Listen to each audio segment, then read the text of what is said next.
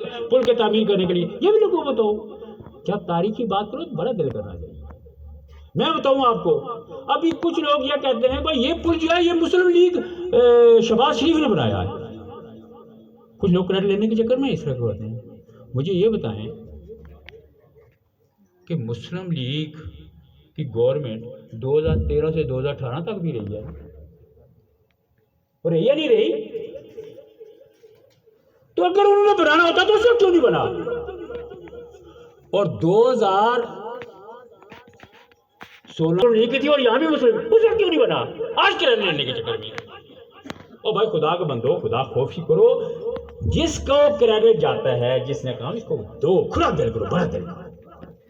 اس کے کوئی شک نہیں ہے کہ شہباز شریف صاحب نے اس کام کے لیے پرسنل انٹرسٹ لے کے فنڈ جاری کیے، لیکن اگر چودھری انوار الحق اس کے پیچھے نہ ہوتا تو کوئی فنڈ، ورنہ پہلے بھی جاری ہو چکے ہوتے نا، کیونکہ مسلم لیگ کی گورنمنٹ پہلے بھی رہی، مسلم لیگ کے گورنمنٹ کے پہلے بھی وزیر اعظم رہے.